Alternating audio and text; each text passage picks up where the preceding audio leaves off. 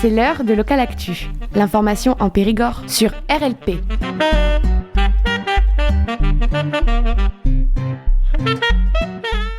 Alors bonjour à toutes et à tous, vous êtes sur Radio Libre en Périgord et aujourd'hui nous recevons deux groupes de jeunes venus de la MFR de Périgueux, tous les 8 en BTS DATR. Deux groupes, donc on va commencer avec le premier.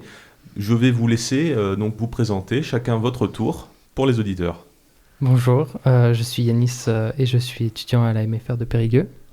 Bonjour, je suis Jenny et je suis étudiant à la MFR de Périgueux. Bonjour, je m'appelle Maëva. Bonjour, je m'appelle Logan. Nous sommes tous des étudiants en élèves de première année de DATR, donc Développement et Animation des Territoires Ruraux à la MFR de Périgueux.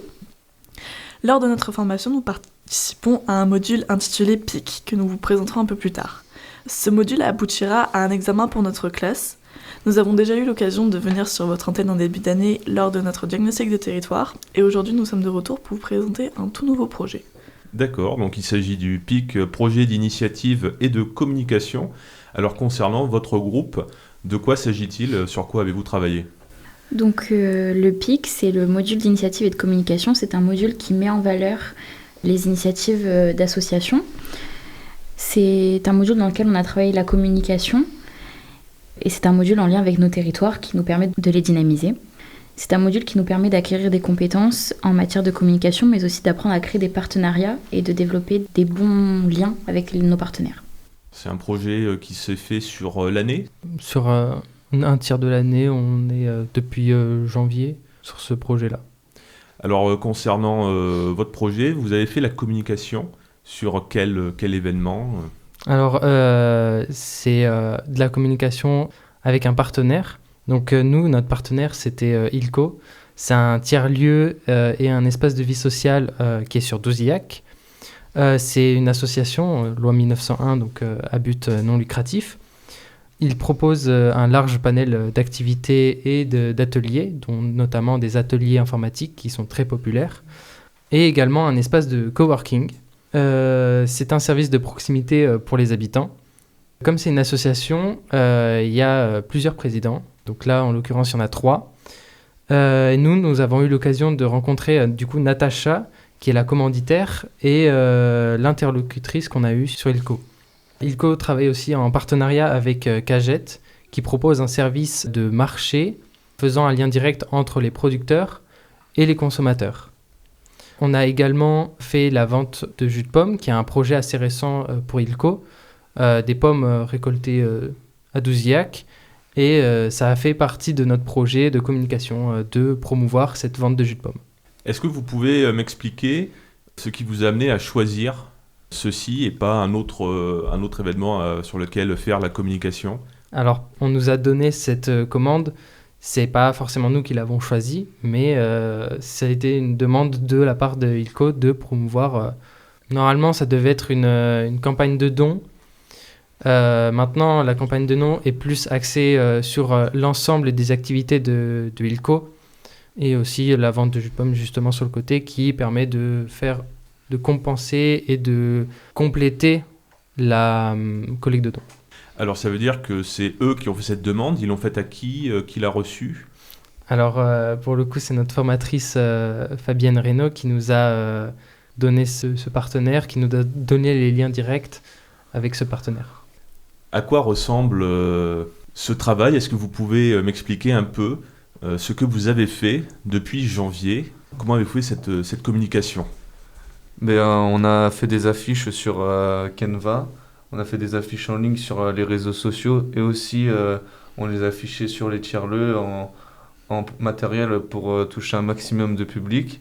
Et après, on est aussi allé vendre sur place les jus de pommes à la recyclerie où notre deuxième groupe dans notre classe font leur projet. Et on a fait un stand pour essayer de les vendre en plus des particuliers et des associations à qui on les vend déjà.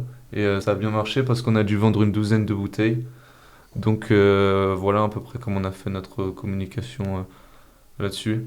Après on a mis aussi pour ce qui est de comment faire un don, on a fait en ligne sur Helloasso et aussi dans une boîte au tiers-lieu ILCO pour que tout le monde puissent faire un don par rapport à leur manière qu'ils avaient envie de faire.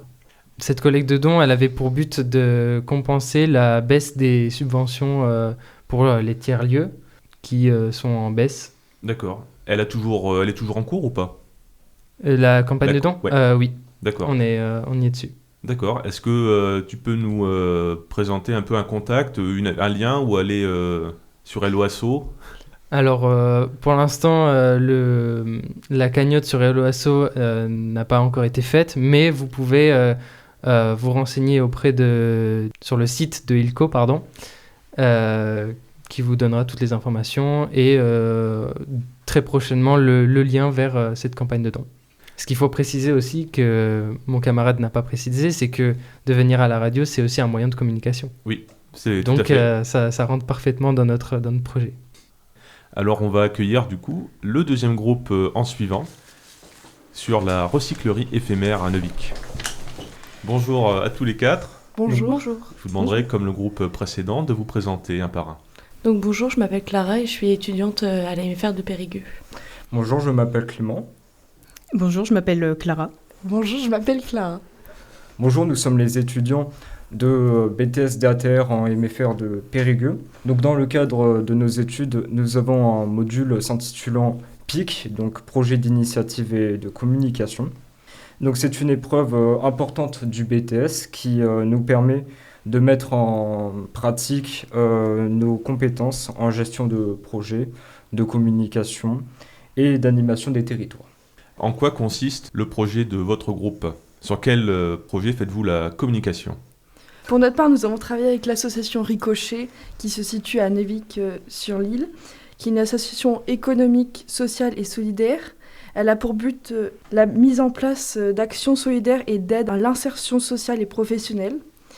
La recyclerie compte plusieurs services, comme la déchetterie, le recyclage, espaces verts et la création de textiles en vente vêtements de seconde main. Donc dans le cadre du module PIC, nous on a aidé donc cette association à renouveler leur communication papier, donc par des affiches et des flyers pour la recyclerie éphémère, mais on a aussi aidé au développement de la communication sur les réseaux sociaux, donc par le biais de photos, vidéos et textes qu'on a tout préparé en amont et qu'on leur a envoyé pour faire des relances auprès des personnes qui sont abonnées ou qui suivent la page. Donc comme le groupe précédent, la recyclerie avait déjà demandé au préalable que vous Oui, la fassiez une commande communication. nous a été donnée comme ça, on n'a pas à chercher, etc. Elle nous a été donnée et nous, on a travaillé tout autour de ça pour voir comment développer la communication pour leur recyclerie. Est-ce que vous savez si ils sont satisfaits de la communication jusqu'à présent, ou est-ce qu'ils vous avez eu un retour ou pas? Oui, ils étaient contents parce que déjà, ça leur enlève du boulot. Et ouais, c'est vrai que ça les a beaucoup aidés.